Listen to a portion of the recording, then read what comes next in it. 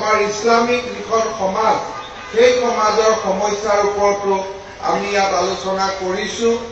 আৰু পবিত্ৰ আল্লাহৰ যি বাণী হযৰত বিশ্বনবী হযৰত মুহাম্মদে আমাৰ বাবে লৈ আহিছিল তাৰো কথা আমাৰ বিভিন্নজন বক্তাই ইয়াতে আলোচনা কৰিছে। মই দুআষাৰ কথা ক'ব খুজিছো এইটোৱে যে পৃথিৱীত যিমান ধৰ্ম আছে, হিন্দু ধৰ্ম আছে, খ্ৰীষ্টান ধৰ্ম আছে বা আন যিমান ধৰ্ম আছে, এই ধৰ্মবিলাকৰ গোটেই ধৰ্মবিলাকৰ ভিতৰত আটাইতকৈ শিক্ষা আৰু জ্ঞানৰ ওপৰত আটাইতকৈ গুৰুত্ব দিয়া ধৰ্মগ্ৰন্থখন হ'ল পবিত্ৰ কোৰাণ শ্বৰীফ। পবিত্ৰ কোৰাণ শ্বৰীফত প্ৰথম শব্দটোৰ পৰাই শেষলৈকে এই পবিত্ৰ কোৰাণ শ্বৰীফে জ্ঞান আৰু শিক্ষাৰ ওপৰত আটাইতকৈ বেছি গুৰুত্ব দি আহিছে আৰু এই পবিত্ৰ ইছলাম ধৰ্মৰ এজন এজন পবিত্ৰ সেৱক হিচাপে, এজন এজন সদস্য হিচাপে এই যিটো জ্ঞানৰ যি পৰম্পৰা বা শিক্ষাৰ যি পৰম্পৰা ইয়াক ধৰি ৰখাটো আমাৰ আটাইৰে আমাৰ দায়িত্ব, বিশেষকৈ ইছলাম ধৰ্মী লোকসকলৰ দায়িত্ব। জ্ঞান বুলি কওঁতে আমি সকলোৱে জানো যে আমাৰ বিশ্বনবী হযৰত মুহাম্মদে জ্ঞানৰ বাবে ইছলাম ধৰ্মী লোকক প্ৰয়োজন হলে চীন দেশলৈ যাব কৈছিল আৰু তেখেতে ইমানলৈকে কৈছিল যে এজন জ্ঞানী লোকৰ কলমৰ যি মূল্য, সেই কলমৰ মূল্য এজন শ্বহীদৰ মূল্যতকৈ, শ্বহীদৰ তেজৰ মূল্যতকৈও বেছি। তেখেতে জ্ঞান আৰু শিক্ষাৰ ওপৰত আটাইতকৈ বেছি গুৰুত্ব দিছিল আৰু সেইকাৰণে আমাৰ যি এই মাদ্ৰাছা, আমাৰ যি পবিত্ৰ যি ইছলামিক শিক্ষাৰ যি মেইন কেন্দ্ৰ, এই মাদ্ৰাছাবিলাকৰ পৰা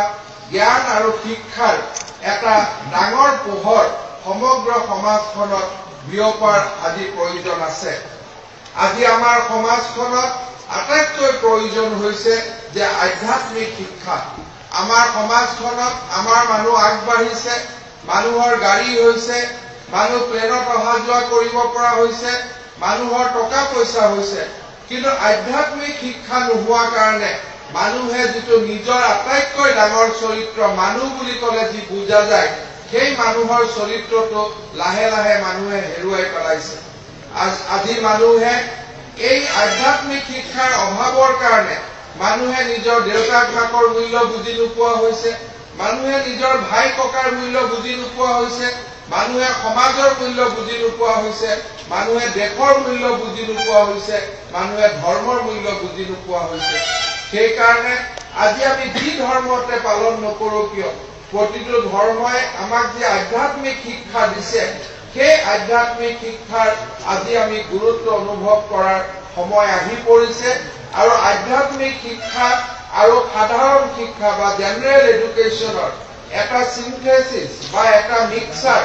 বা এটা দুইটা বস্তু মিলাই পেলাই যিটো শিক্ষা হয়, সেই শিক্ষাটোৱে আজি আটাইতকৈ প্ৰয়োজন আছে। আমি যদি ফিজিক্স শিকিছো, আমি যদি কেমেষ্ট্ৰি শিকিছো,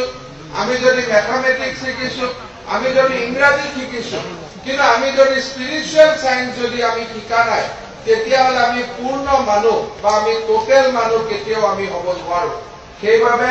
আজি আমাৰ সমাজখনৰ লক্ষ্য হ'ব লাগে যে আমাৰ সমাজৰ উঠি অহা প্ৰজন্মক আজি আমি কেনেকৈ আধ্যাত্মিক শিক্ষাৰে শিক্ষিত কৰিব পাৰো। আজি উত্তৰ পূব ভাৰতৰ যদুৱাটো তামিল আৰু উত্তৰ পূব ভাৰত এমাৰকাছ চৰিয়হৰ এই অনুষ্ঠানৰ ফালৰ পৰা আমাৰ সোৱাহিব মাদ্ৰাছা বা বিভিন্ন ধৰণৰ অনুষ্ঠানৰ জৰিয়তে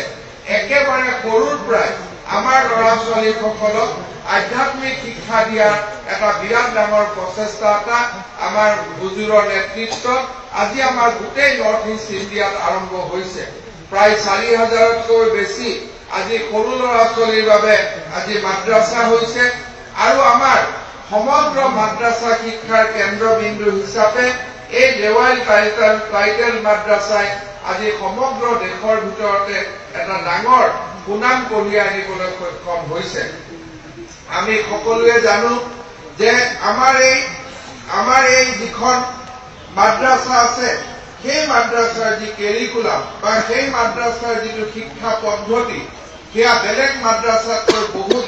বেলেগ আৰু আধ্যাত্মিক শিক্ষাৰ ওপৰত ইয়াত গুৰুত্ব দিয়া হৈছে বিজ্ঞান ইংৰাজীৰ দৰে সাবজেক্টটো আছে আৰু তাতকৈ ডাঙৰ কথা পবিত্ৰ কোৰআন শৰীফ হওক বা আমাৰ যিবিলাক ইছলাম ধৰ্মৰ গ্ৰন্থ এই গ্ৰন্থবিলাকৰ ওপৰত ছাত্ৰ ছাত্ৰীসকলক আজি এটা প্ৰকৃত শিক্ষা দিয়াৰ প্ৰচেষ্টা এই দেৱাইল টাইটেল মাদ্ৰাছাত আজি চলিছে এই দেৱাইল টাইটেল মাদ্ৰাছাখন আমাৰ অসমৰ এগৰাকী শিক্ষকগুৰু আমাৰ অসমৰ প্ৰাক্তন বিধায়ক আৰু এই অনুষ্ঠানৰ প্ৰথম ফাউণ্ডাৰ আব্দুল জলিল চৌধুৰী সাহেবৰ একটা সপোন আছিল আৰু সেই সপোন এই দেৱাইল টাইটেল মাদ্ৰাছা আজি সেই সপোনকে বাস্তৱত পৰিণত কৰি এখন ডাঙৰ অনুষ্ঠানলৈকে আজি ৰূপান্তৰিত হৈছে।